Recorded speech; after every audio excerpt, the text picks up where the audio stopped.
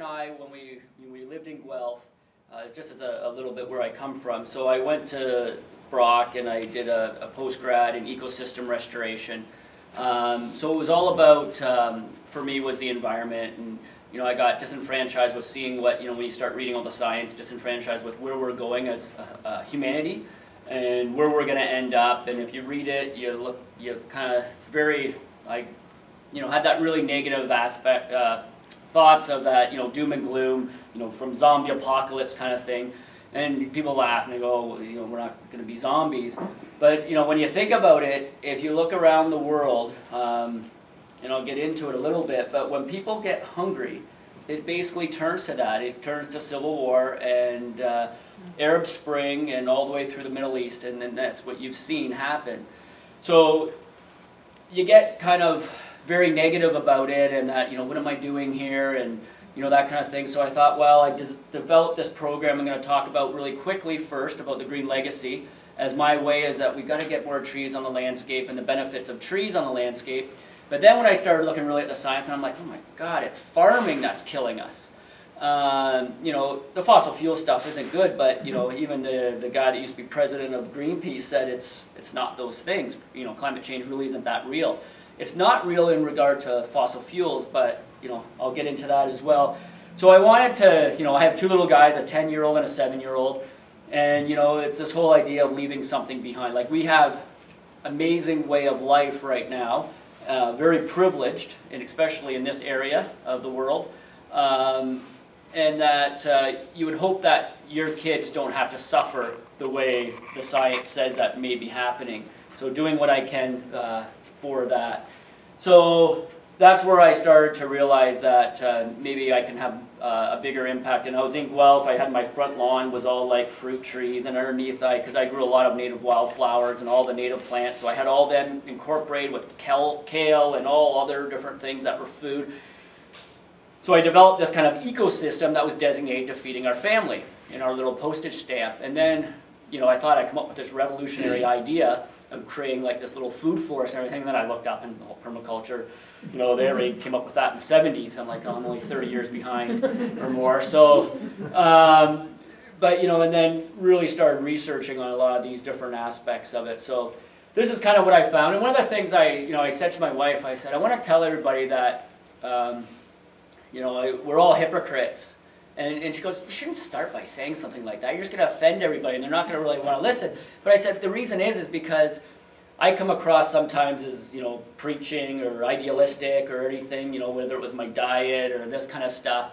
And I just wanted everybody to know that, I'm a hypocrite as much as anybody else. Like, by far from living from the best lifestyle, when I'm stressed, I want potato chips, things like that. I fall off the wagon. I try to tether myself to the damn thing, but it seems to always break, and I'm always running behind trying to get back on. But Canadians live at 8 times what is sustainable on the planet. So, like what I said, we're very privileged, and a few things that way. So I'll get started in on it. This is Andy Gordon. He's the professor of agroforestry at the University of Guelph, and I'm trying to get him to where he wants to work for me at the Green Legacy, because he's coming up retirement at the U of G. So I'm trying to figure out ways. I want to do a grant to try to get one of his biggest things that he feels is a failure. He has 33 years of science showing how trees benefit farming and benefit all the different aspects of farming, growing food. And he said, when he talks, he goes, and the uptake is? Zero. Right. And so his biggest failure is getting this information out. So he wants to get government and show, we have this climate change issue. I was talking to somebody about cap and trade and all these different things.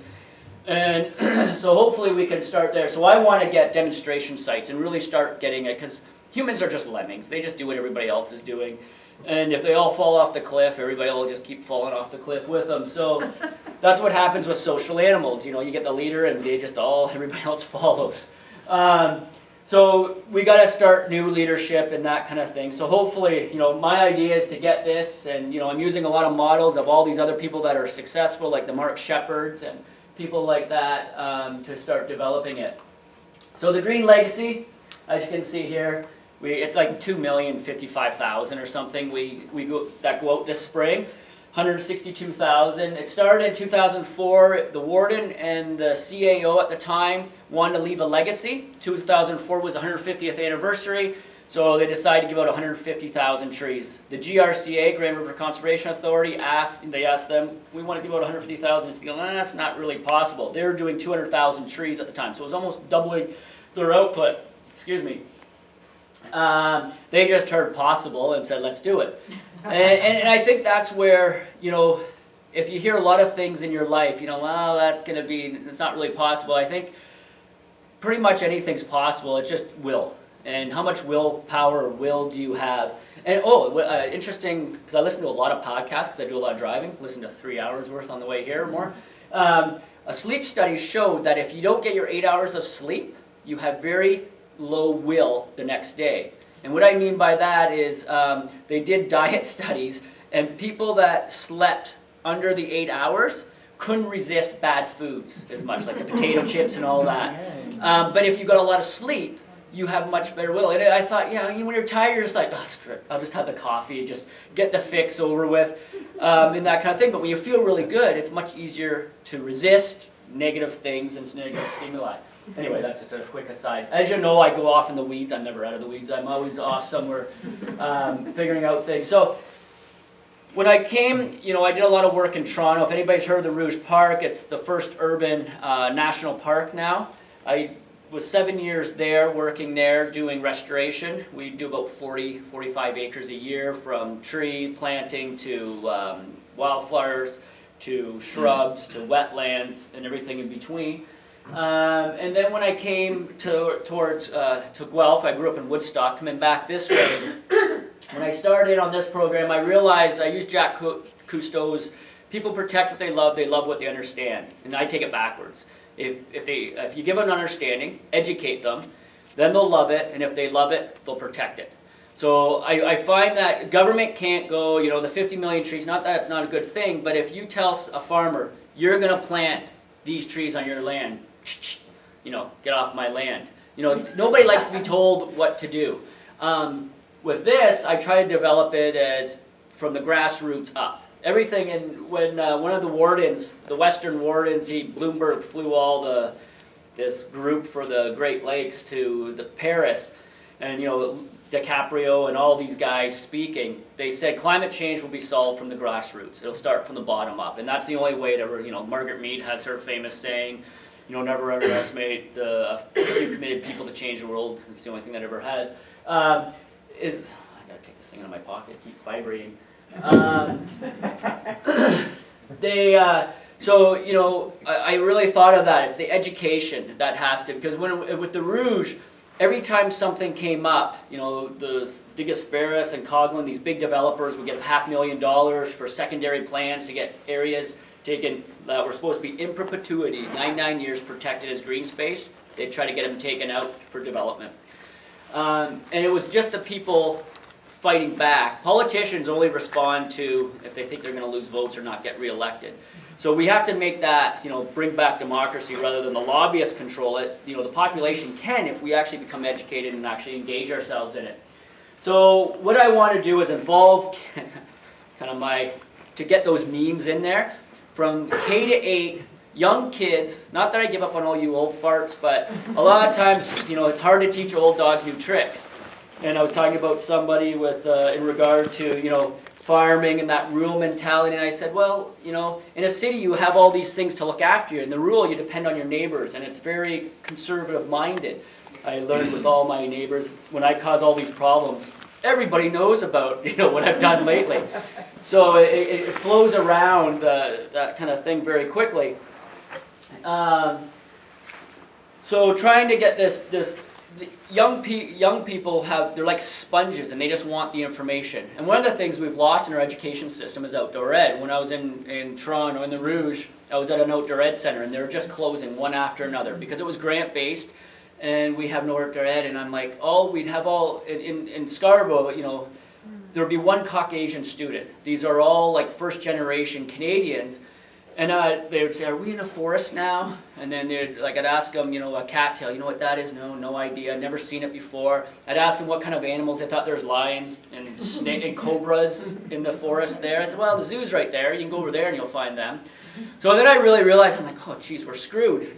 We have no idea what a natural system is supposed to be, and they're not educated. So how are they going to vote that way if they have no idea? So I realized I wanted to do education and change ideas that way. So from K to 8, I'm actually taking longer on this than I wanted, but I think it's important with the rest of my talk as well. From K to 8, we do, I engage the kids every single year, and it basically becomes outdoor aid. So from K to 3, we do seeds in the classroom. So they grow trees from in the classroom. We go in, and then we also do a 30-minute, because they're only, kindergarten to grade 3, a 30-minute talk. So every year, it usually follows United Nations, Year of the Forest, Year of Biodiversity. Last year was the Year of Soil, and a bunch of my other talks about soil. But we had soil versus dirt, just to talk to kids, how important real soil is and what it means. And then they plant and grow these trees, and then when they leave for summer holidays, all the trees come back to the nursery and we grow them. And to give you an idea, we're in about 350 classrooms in the county. Now, the county of Wellington's relatively relatively small. It's only 90,000 people, because the city of Guelph is a single-tier municipality. They're not part of the county. It's like a hole in the donut. Now, we do involve the city of Guelph's kids in this as much as we can take. We're just not quite big enough to adopt the whole city. But I just wanted to make that clear. It's only 90,000. So when we're planting trees, we're basically planting 2 trees per person in the county. So we start with the kindergarten to grade 3. They get the talk, they grow the seeds. And then the next is the 4, 5s, and 6s. They come out to the nursery. We bus them to the nursery, and they help us transplant and grow the trees. And I got to apologize to everybody. I had 60 trees about this big, plugs like this, about 2-foot spruce for everybody. And I switched vehicles this morning, and I forgot to move them. So I apologize. I was in a rush. I figured if you didn't like my talk, at least you got a tree to take home. But I forgot them. I apologize for that, some of these green legs. But this is how they're growing. We have a busload of kids every day. They come out, they do all the transplanting, all the work, and some people would say, well, that sounds like child labor. And, I can grow the trees at the same price or cheaper than the industry does because they use migrant labor. I just use child labor. But the whole thing is they get to learn how to do it, and the teachers, it's the best experience, the best field trip they go on. The kids get to work, and then they get a 90-minute interpretive nature hike. So one of the things, I would do these hikes, and it was kind of what I thought was important for them to learn on food webs and biodiversity, how we need all these different plants and animals working together in a coexisting pattern to maintain stability, a dynamic equilibrium. All the feedback loops, when you have biodiversity, keeps everything good. So I would take on these hikes and then teach people, how to do them, because I couldn't do them all. And then I had, really lucky, I've had engineers and teachers and everything as 3-month seasonal staff, like way overeducated, masters, PhD, like people that are way more educated than me. They're supposed to be should be my boss, and they're working for me. So I had this one teacher, he goes, well, he videotaped my hike, and then he'd make it curriculum connected for each, the 4, 5s, and 6s. So we have very determined hikes for each grade level. That's curriculum connected right to this. So the teachers love it, because it gives hands-on real education on things that they learn in the classroom. And so they help us do all the work, and it's kind of interesting, and I'm not trying to be sexist, but some of the little boys, especially probably ones like me that have ADD and, standing still and they're vibrating, doing very meticulous, nurturing things, doesn't come to them quite as well as some of the little girls. They can sit there and they're happy to transplant all day. So they end up becoming the bucket brigade and, bringing more soil and wheelbarrows, give them something physical to burn off some of those calories that are creating that intense vibration in their brain. It works quite well. And so we have these, we basically provide outdoor ed for the county that wouldn't. And I've actually had the board, they're begging me in the inner city schools in Guelph, because we actually have a 2-tier education system too. We worry about 2-tier healthcare. But schools that have lower social economic, because a lot of the things now that are anything extracurricular, going to the Science Center, going to Guelph Nature Center, going to all these places, the parent groups raise the money so the kids can go on them. Well, in low social economic, they don't have rich parents, and they don't have parents that have time because they're working like 60, 70 hours trying to just put food on the table. So they get one trip a year coming to the Green Legacy. So they beg me to keep it in place for them. So I try to wean them off, but it is very interesting how actually some of the system works. And then we have kids out. To give you an idea, at the nurseries, we have over 20,000 volunteer hours, 7,500 different people come to the nursery. About 6,800 are school kids. And then we have international programs from, it's called Red Leaf, and a few other ones. They come from Japan and Ukraine and Germany.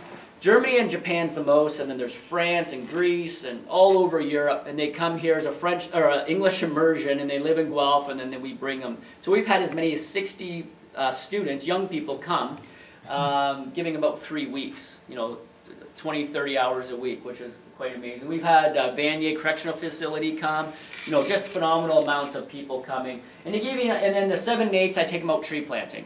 So farmers, they want a windbreak, they want to buffer the stream, they want whatever they want. Oh, this area's not productive, it's not very good. Half the time I can't take the crop off, it floods, whatever. We come in and plant it. And then, that's what we do with the 7 and 8s. To give you an idea, with all the different programs, we have about over the K-8 program, we have about 30,000 volunteer hours, and there's, about 15,000 students involved in it or more, and people. So I just put this one. You look at this one lone person. This was on a 14-acre site. He had sheep. It's on a drumlin. It's just sand. And he doesn't have the sheep anymore. Wanted to plant it. If one person planted 14 acres, it would take a long time. But the whole point is when you have 120 kids out there planting, we did it in 5 years. By the time the last ones were planted, the first ones were as tall as them. So it's quite significant.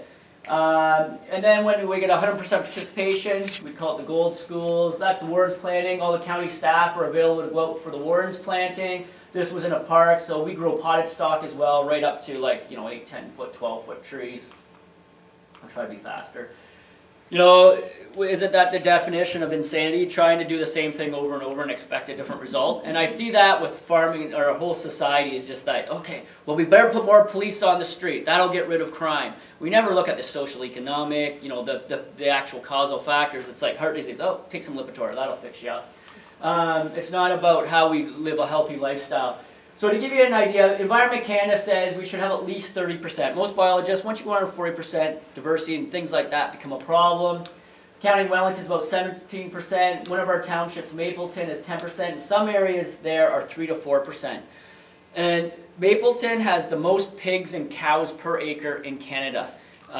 It's just all Class A farmland, really rich, and they just pack them in pretty tight. Now, to get to this, if I told every farmer they had to have 30% of their land as trees, they'd laugh at me. They're like, yeah, really?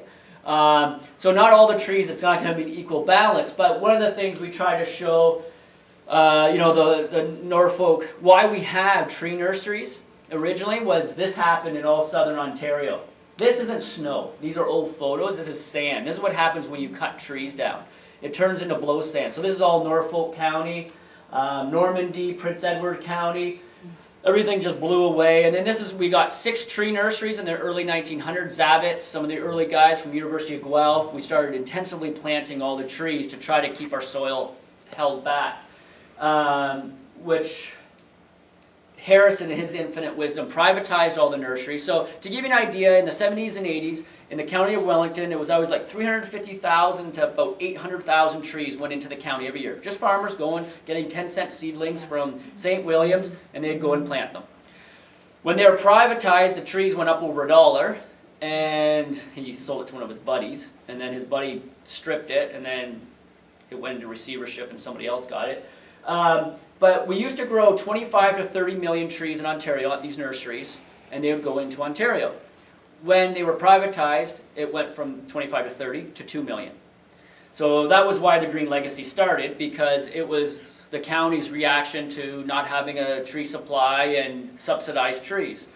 So we did that, and then I added the education because I wanted to, that's where So this is our southern nursery. This is the nursery here. The trees are stored underneath. I had a fight with engineers with this one. This is what it looks like now. It's all planted with native wildflowers, cedars in the front.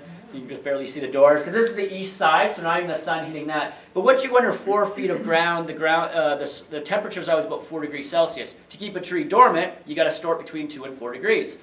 So if we just lock that up, never let anybody in, June, all my trees would be, still dormant. Now, it does have an air conditioning unit, and I did have to fight with the engineers because they just couldn't get it through their mind. I'm like, there's no way that a barn with insulation needs the same amount of BTUs as something that's underground that has 4-degree temperature leaking. And we put it through the models and everything. I said, I don't care what your models, what your computer says, you're wrong. So we fought for a while, and our engineer and building person says, if you can get the engineer to stamp it and do it, you can do it, but you got to argue with him. So I sat there and argued with him, and I said, so how are you getting this? It doesn't make any sense. Well, this is the amount of BTUs when you, by the doors you open. I said, well, it's not meat. It doesn't go bad in an hour. Trees don't wake up in like 24 hours of being warm. We had a day that was 16 degrees. All the trees weren't in bloom the next day. He's like, oh, okay, so 24 hours is okay? So then it went down. It was just a miscommunication kind of thing. But it kind of shows us, whenever we try to do anything, here's an engineering standard, and you can't break the model, or you're in trouble. So we have 4 greenhouses, 120 feet by 30 feet wide, transplant in an area to grow plug stock. We also have a northern nursery, and this is up where I live, up at Luther Marsh, satellite nursery. So why we did this is because even like the head of planning and everybody realized, as much as the importance of trees out there, they realized probably just as important, more important, was the education aspect. Changing those mindsets, teaching the kids, all these different things. So we used to have from Mount Forest to the southern nursery, it was over an hour drive, and I'm like, oh, can I bring something up there? You're planting trees, but you're burning more carbon than the trees you're helping to grow. And they go, well, we go to the science center. We really want to come and be a part of the program. So we built this nursery. Now every school is within 40 kilometers of a nursery, so like a half-hour drive. So we have this satellite nursery in the north as well. These are red oaks. You should have seen this when it was all red. It looked like a greenhouse of poinsettias. In the first years, I just went and collected oaks on a whim that I was going to make this thing work. So we grow all these pine stock as well. So we have it just goes up a year, but what I'm trying to get to is 180,000 trees, so we can say we plant exactly 2 trees per person. And then we grow, we're giving out about 10, 12,000 of the plug stock. So this is elm. One of the things I want to talk about, every tree in Ontario is screwed and is going to be in a lot of trouble. Everybody hears about emerald ash borer and the ash right now. The maples, when Asian longhorn. There's another disease called the oaks, the sudden death oak syndrome coming from California. There's 1,000 cankers that's killing all the walnuts that's come from out west. It's all the way to the border now. You can go through them all, and it's kind of depressing. But the thing is, resistance in species just through, I work with these guys. This is the elm. Henry Koch, instead of GMOing the elm, he found natural resistance. Now they have a breeding program of trees that are resistant. Probably about 20 to 25% of the elm that come from these trees will be resistant, so we'll have big elm. So I'm going to get all the seed. We'll grow. I already collect only from these guys right now, the top 10 trees, so there's still a chance that they're resistant. But when you create a grove of these 30 trees that are resistant, when they cross-pollinate, it's much higher than, you don't know who they're fooling around with, when they're out by themselves. So the county will have big trees like this again. There's a lot of communities in Ontario that were 100% tree covered by elm. And, streets would look like this. Dutch elm disease would go by, and that's what it would look like. And this isn't, all the different trees. And having that diversity is kind of important. If you had maple and everything else in there, they wouldn't have lost 100% of their tree cover. So Paul Day, he has his MBA, taught at Conestoga, and says, well, there's only so many tree huggers and people that want to plant trees for the eco kind of reasons, but let's really push the economics of trees. So we just said, let's forget about the beneficial aspects to the environment. Let's talk about the economic benefits. So, and I'm going to talk about them as well. Yield, what does it do for our yield? What are the benefits of trees? Here's a windbreak of Norway, and you can see the yield was just as good or better. And it actually tassels out 7 days earlier next to the windbreak because of the microclimate produced. And 2 years ago, because we had a short year, a lot of guys didn't even take their corn off to the spring because it hadn't dried. So there's a lot of benefits to trees as well. And this is just this H stands for the height of the tree. So I just want to kind of, so you know what I'm talking about when referring to windbreaks. So here's your wind velocity, and it's back down to full wind speed at 20 times the height. The sweet spot is 5 times. So here you can't really see it. This is 5 times the height right here, and it actually flows a bell curve almost exactly with all the different, this is corn, just so you know. This is Ridgetown, University of Guelph, Ridgetown. Baldwin in the 80s did these studies. And he has for corn, cereal grains, soy, and hay as well. So you can see the manipulation of wind here. Now this windbreak is a solid, like a multi-windbreak. And you can see here's the loss. So whenever I go to farmers, they go, oh Rob, come to my farm and I'll show you. Trees lower yield. And this is what they look at right here. And I said, well, look at the highway. Look at all your corn. It goes from, well, that's not going to really help. It goes from low to high. The first 5 rows are wind blocking, the stuff inside. And the first rows, even if there's no trees, are lower as well. Well, I can eliminate this. I'm quite confident I can get this in the green, or at least back to there. I think I can get it up in there through a single row and create the optimum porosity. But if you look at here, for corn it's 15%. And soy is 25%, cereal grains 17-18% increase. Hay can be as high as 99% because it spreads the snow across the land, keeps it there so you don't get winter kill. And I think where I am in Con, it's like at the top of the Dundalk Highlands and it's so windy there. I think all those numbers are much higher. Like when I grow tomatoes in the market garden, because I'm planting trees so they're not as high, because it's denuded, tomatoes won't get higher than your knees. Even with black film, the biofilm, the plastic, to increase soil temperature in a raised bed, they don't get much higher than your knee. In behind the windbreak on another spot, they get as tall as me. So, and now I know tomatoes like it hot and they're a tropical plant, but it really shows that impact. So this is what I refer to as porosity. The optimum porosity is about 60% for a yield increase on your grains. And that tree that gives the best profile, best growth, best everything, is something that no farmers like to plant. It's poplar. They grow extremely fast. They have 60% porosity. If you don't have tile drain, I'd recommend poplar.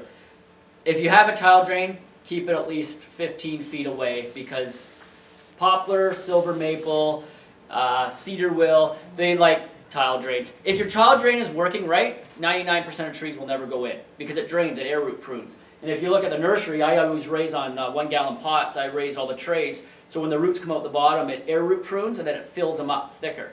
So it'll do that. But if your tile drain's plugged and water can't get through, it stays water in there, they'll go in, they'll fill it right up because it's a water source. I usually, yep. Sorry, I don't know if we can ask questions during this. Sure. Yeah, just quickly, because I planted a poplar windbreak on the north side, and they did great as a windbreak, but the roots were right at the surface. So that, fortunately, I had blueberry rows, and I didn't need to get into those middle rows. But if I was planting corn or something else, wouldn't these roots just devastate? So one of the things Andy says, and that they always, and Mark Shepard's and all these, the best is a subsoiler to go along, but you should plow right next to your windbreak, like within 3 feet. And that it'll kill, and you do it when they're young. So you're not taking big roots, you're taking the small roots, and if you keep hitting that area, so he uses a subsoiler that goes down about 2 or 3 feet, and he runs it along the end, and it takes all those ones out that would come out that way and forces them down, and within that band. And then you don't have them robbing from your crop as much. You don't have them near the surface. But you got to do it as they're young, or if you wait till they're big and then you nail it, then you're gonna, it's tough on the tree. But that'd be the best recommendation for those. Living snow fences. University of Minnesota assessed that every dollar invested saves 17. So we have a program that you get the trees planted for free, everything, and you get about almost $4,000 a kilometer. So say if your farm had a frontage of a kilometer, you get $4,000. It's part of the rural water quality program. And basically, we worked it out, it's over 10 meters. We worked it at, when it was like $3,000, it'd be 10 meters wide swath that you're paying for at rent for 15 years. And by that time, those trees are increasing your crop yield and benefiting society. Now it's, with an extra 1,000, it's probably more like 15 meters swath that they're doing it. So it's actually just paying for the land it's on. But this one is 100 feet from the road. You really need, and that's about 30 meters. It should be between 30 and 60 meters. If it's really open and really windy, it's further, because now cedar is not the best. It doesn't like salt, and it produces the wall effect. This snow right here is actually 10 feet deep. It's hard to tell, but it's about 10 feet deep right there. It drops it really quick, so it's good for not being on the road. So you can get closer with cedar, because it's a 3-row. But the first row is actually burnt right off all the time. That's the University of Guelph, just south of Elora, the University of Guelph lands. There's about 3 kilometers of it. And I've come booting along here, probably about 90, and then you come out the other end and you're bucking like 2-foot drifts, and it's a whiteout. The difference. And I have, actually, if anybody wants to see it, I could put it on there as one where I took video up by my place. A big windbreak, just looks normal, just a wet, come out the other side and it's just white out and like drifts. So the benefits here are tremendous. Rob, isn't it a law that the farmers have to, on major roads I guess, have to put windbreaks? No, MTO had a program that we're working with. It's part of their budget to do it. But the one thing is for them to work properly, they have to be on private land. Yeah. And they can't make you. Oh, I thought farmers on, like 401 farmers I think do. But that's not on their land. Usually they put it right along the fence, because it's the span's far enough. So county roads, so municipal roads are 66 foot, 110 foot. So if anybody puts it right along their fence, like the property line on a county road, the county can come and cut all the trees down, because it's within the right-of-way of the road, and if it makes the road unsafe, they can remove them. Now what I've done is, one landowner, they were thinking about cutting them down because he put 3 rows right along the fence on his property, but 3 rows. But right on the road, the sign would disappear. It's like 6 feet tall, but the drifts were so huge, and then the plows can't get it back. And in the county, we have these things. This is one of the farmers, actually he's the mayor of Mapleton now, Dresco. But these 2 machines cost $350 an hour, and the county will run them 24/7 for weeks at a time. So you can see the amount of money, because this is in Mapleton, and the center line here it was 6 foot deep. The big V plows go and it just fills in behind. So they finally get it pushed back, but it's so big you can't. It just keeps falling in. So they got to get these big blowers, and they'd go down the road when I'm going, and they'd be going down the road, and they just shoot it straight up because the wind's so high, and it just goes like 200 feet into the field on the other side. It's quite phenomenal, but a windbreak saves this. There's tremendous expense to run these things and to keep it back. What was your question again? You answered, it's fine. Okay. Yeah. I didn't know if I sometimes run about and I wanted to come back and... Can I answer your question? Yeah. So why does it need to be 30 to 60 feet from the road? Because the way the snow drops, you'll start, that's right, it starts dropping on the road. Oh. And you create a bigger snow problem than you're alleviating. So that one where I said it was right along the edge and the sign would disappear, like a 7-foot sign, and you just see the top of it from the plows, and there's no gravel. They plowed to the road and they couldn't blade it back. They had to get the big machines in. So what I said is, okay, we're going to go 50 meters into the field and we're going to put a row of trees. So it'll catch all the snow, because it's really open up in the north of the county. Like, you can see almost the traffic on the next concession. Like the back 40s are mostly cleared as well, because it's all about, trying to get more land because it's so expensive. So it just blows across. So you're collecting on that thing. It could be for a kilometer you're collecting the snow and then dropping it on the other side. So I put it in the field so it'll drop in there, and then those trees just keep the visibility good, because you're collecting it. So I got the operations guy to go for it, paid the $4,000 for the kilometer that was there, and the landlord was happy because he liked trees, and then he didn't have to have the other ones cut. So it was kind of coming up with better solutions. In Quebec, because land is cheap, they do 3 rows all along the roads, and they put hundreds and hundreds of kilometers in. But land's very cheap. A lot of farms are 600 to 1,000 acres. It's not like that 100 acres, and it's, you know, in Oxford County, it's $25,000 an acre. Like, they're renting it at $450 an acre, so, you know, they don't want to give up an acre to trees or something like that. This is a living snow fence we put here, and I'm going to come back to this. This is 2008 we put it in, that was 2014, they're 15 feet tall. So how you can get the best growth out of your trees too, so I want to talk about that as well. He used to come out and trim them, like machete them, like the way the industry does, because I told him that he's going to start losing them to Christmas trees, because they all, when they're smaller, were perfect Christmas trees all along. But this is significantly, you can see the corn here, and the height of him, and this is, the road's just out here. Oh, that one doesn't show, well actually you can see it, there's the telephone poles. And this one is 50 meters from the road. So we had the black plastic covered with mulch. And that was one of the warden's plantings. We went and did it in the warden area as a kickoff for the Living Snow Fence program. So this is the county here, this is Guelph. I live right about there, and Luther Marsh is there. Well, actually I probably live about there. And the southern nursery's down here, and the 2 nurseries. But this is the green, what I was showing here is the amount of trees. And you can see, you know, Mapleton, not a lot of trees. And you can see actually where the roads are is right there, and that's just the back 40s. You know, that you can just see a few trees left in the wetlands. Now this is one brag for the county. This is Halliburton. There's the county of Wellington. This is the Stewardship Council, which did exist, which was a shame that we lost. The amount of tree planting. So the brown's heavier. So this has reforestation and clear cutting, and the county of Wellington is planting as many trees as them as well. So we're planting the most trees in southern Ontario, and we have, it's all high grade class agricultural land. So it's not like we have crap land, well, might as well put it in trees, doesn't have any other value. It is intense farmland.